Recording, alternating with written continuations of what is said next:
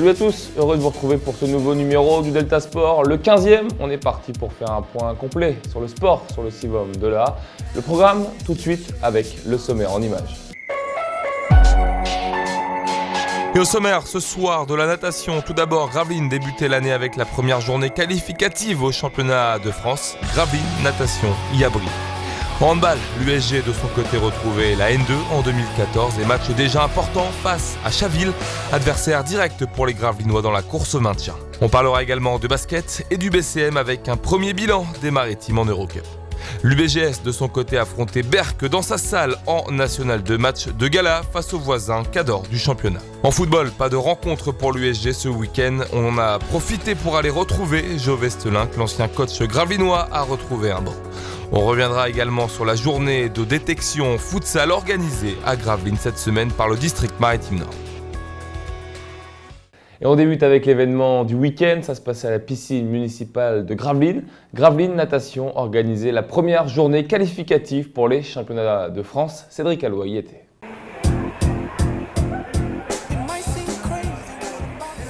Dimanche, la natation reprenait ses quartiers à Gravelines. 99 nageurs avaient rendez-vous avec la première journée de qualification de National 2. Première échéance pour Gravelines Natation qui a aligné pas moins de 25 nageurs sur la journée.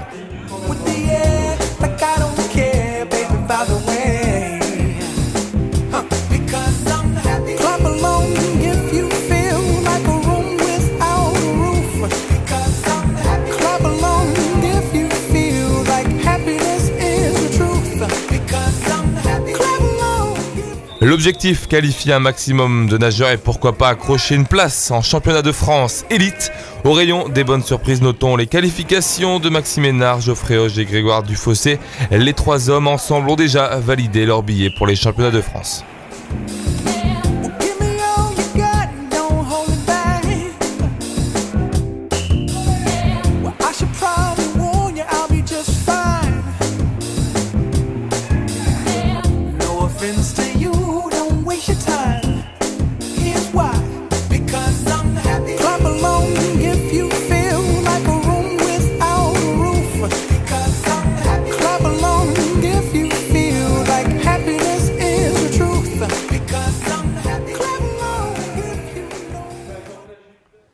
Et les nageurs de Gravelines auront droit à un stage en février prochain du côté de Montauban dans le Tarn-et-Garonne. Pas de stage par contre en handball pour l'USG qui avait droit de son côté à un choc face à Chaville. Objectif, s'éloigner de la zone de relégation.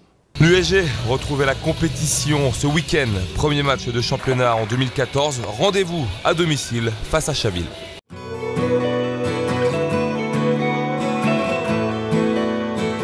Les Gravelinois font leur retour en N2, dernier match de la phase aller et rendez-vous important. Chaville est un adversaire direct dans la course au maintien.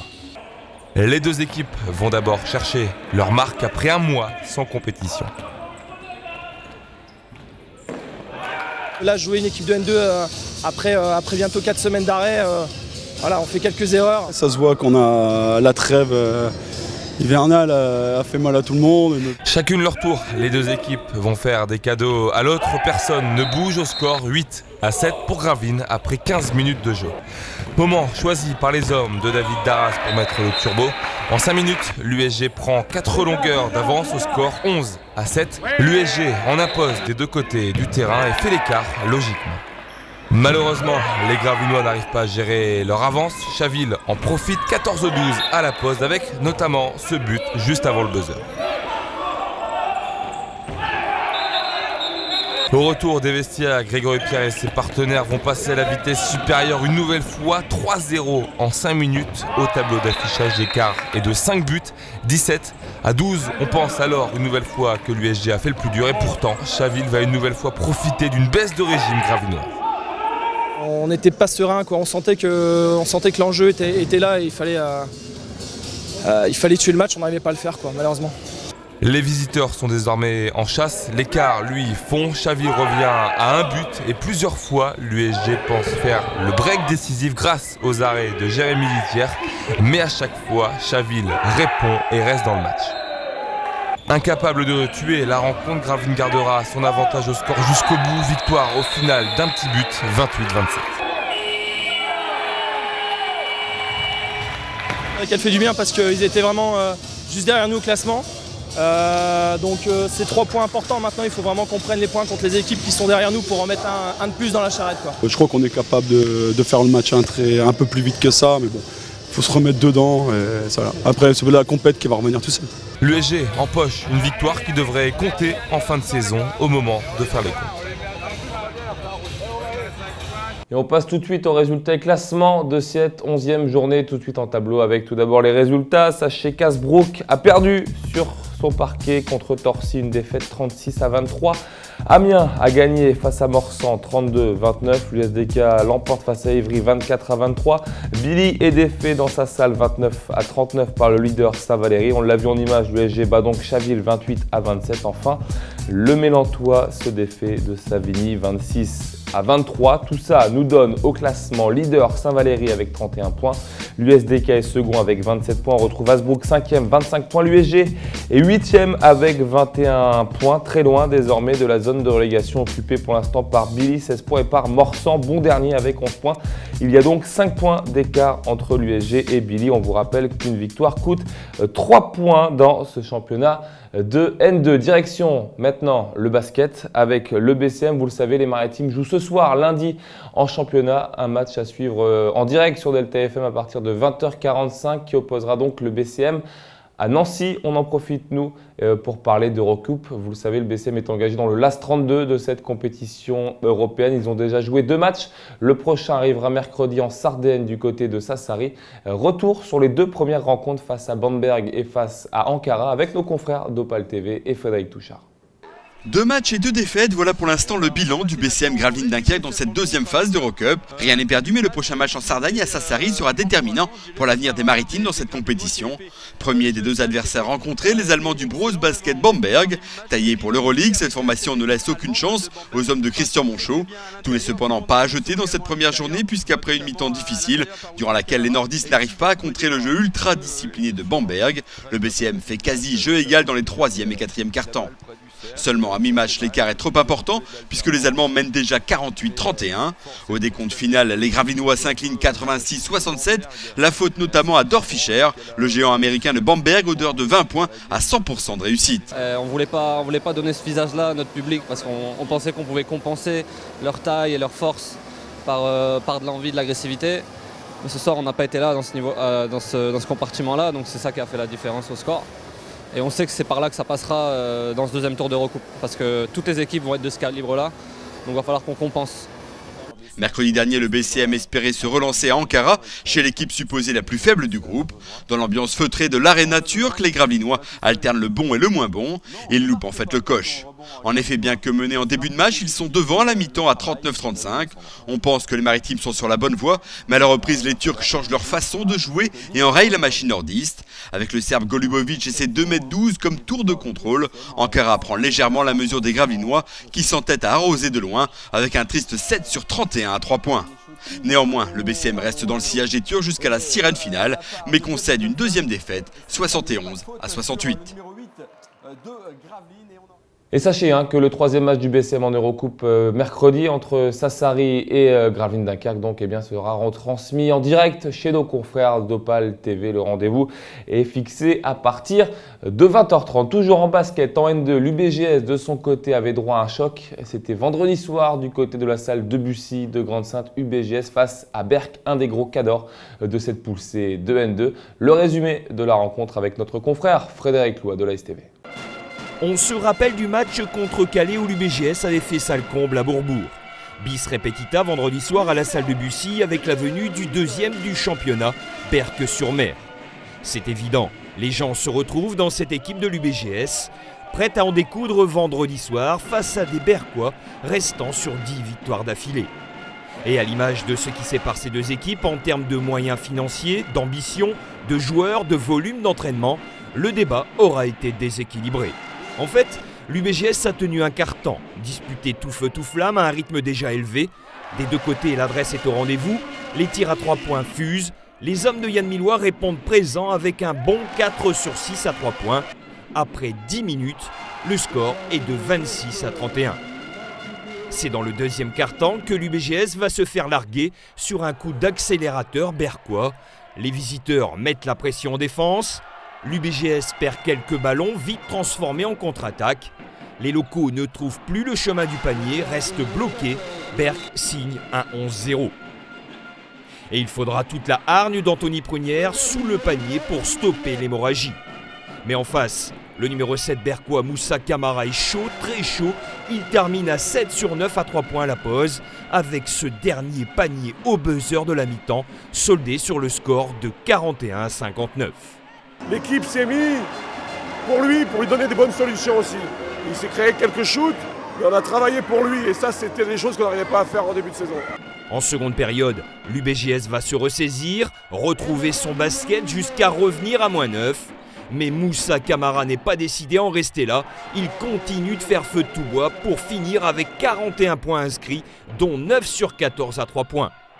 Berck termine en roue libre. Il avait quelques craintes en venant ici face à une équipe qui n'avait perdu qu'une seule fois chez elle contre Caen. Il les a vite dissipés. Score final 71-99. Berck est simplement plus fort, ce qui ne remet pas en question le travail de l'UBGS cette saison. Il y aura à venir d'autres équipes plus intéressantes pour elle dans la perspective du maintien.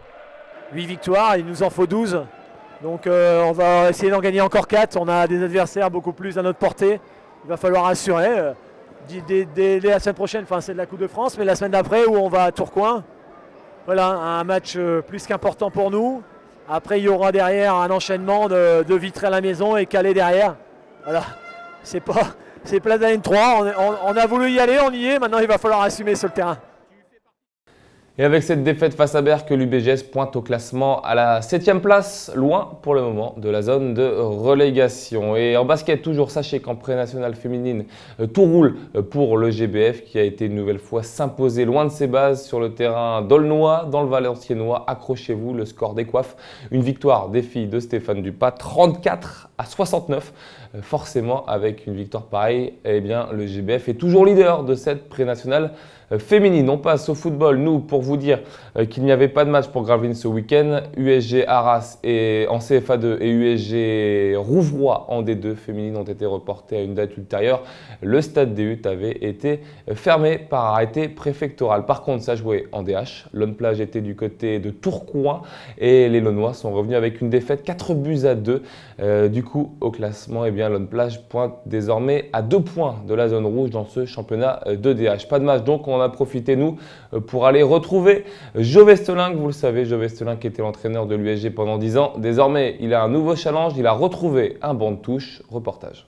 31 décembre 2013, le contrat de Jo Vestelin à l'US Gravelines est terminé. En moins d'un mois, l'entraîneur a déjà rebondi. On a été à sa rencontre.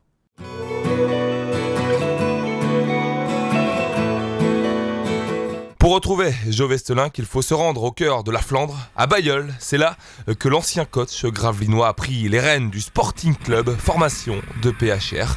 Une nomination qui s'est faite en 5 minutes. Comme on avait appris qu'il terminait son contrat avec Gravelines, on l'a contacté et puis il a tout de suite été OK avec ce qu'on lui a demandé. Un choix loin d'être anodin, le Sporting Club de Bailleul, c'est le club d'enfance de Jo Vestelin, comme on peut le voir sur la photo, là où il a fait ses premières armes avant de partir en formation à Dunkerque. Alors Jo, c'est une figure emblématique du Sporting, parce qu'en fait c'est une référence ici. Chaque gamin a en tête son nom et il rêve de faire la même carrière que lui. Depuis début janvier, je prends beaucoup de plaisir à revenir aux sources. Et ici, mon club d'origine, mon club où j'ai été formé. Donc voilà, je vois des gens, je trouve des gens passionnés, des gens motivés. Et donc l'échange est tout de suite très bien passé et que du bonheur pour l'instant. Maintenant, après, il faudra des résultats positifs, bien sûr, pour un coach, le nouveau coach de Bailleul. Parti pour un contrat jusqu'à la fin de la saison, il a pour mission de maintenir le Sporting en PHR à la fin de la saison. Et comme un poisson dans l'eau dans sa nouvelle aventure, il a déjà mis de côté son histoire avec l'US Gravelines. J'ai vécu une belle aventure pendant presque deux décennies à Gravelines en 2 fois, en tant que joueur, en tant qu'entraîneur, en tant qu'entraîneur des garçons, en tant qu'entraîneur des filles. Bon, j'ai vécu des bons moments, mais c'est aussi comme un match de football, il y a eu des moments forts, des moments faibles. Donc voilà, maintenant l'aventure elle est terminée là-bas, je me consacre totalement à cette nouvelle aventure. en me donnant à fond. Donc voilà, bien sûr, pas en espérant, parce que j'aime pas dire espérer, mais en réussissant ce challenge qui m'est confié pour ce championnat. Et ça a commencé dimanche avec la réception de Calais Pascal, ogre du championnat. Les hommes de Jo Westerlinck sont allés chercher le match nul, un but partout, un bon début, donc prémisse, pourquoi pas, d'une fin de saison réussie. Et direction le futsal maintenant dans le Delta Sport. Le district maritime Nord a organisé une journée de détection mercredi du côté de Gravelines. Un sujet de Vincent Vieillard. 4 équipes, des matchs d'1 quart d'heure et un seul but, pouvoir être recrutés dans la sélection futsal du district maritime Nord.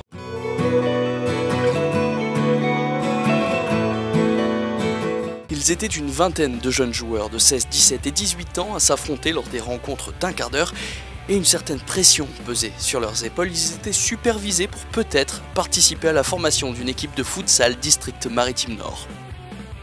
Alors là, les jeunes proviennent des clubs foot en herbe, des clubs classiques, où nous avons demandé à certains critères de ces joueurs, pour ces joueurs, la technicité, le jeu réduit, l'apprentissage sur le jeu à 2, jeu à 3, avec des facilités de jouer dans ces conditions-là.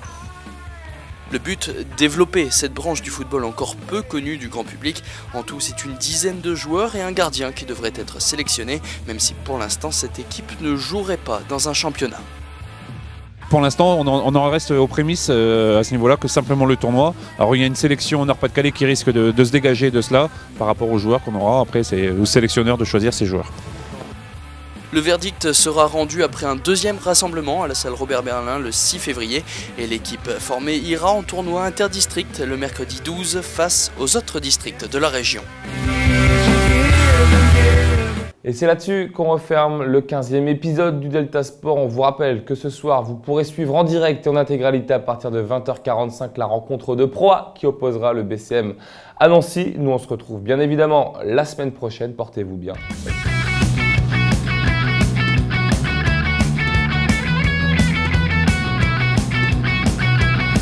Le Delta Sport vous a été présenté par Vogue Coiffure Sportica. Votre coiffeur pour hommes, femmes et enfants, ouvert du mardi au samedi en non-stop de 9h à 19h. Vogue Coiffure Sportica, 03 28 65 39 37.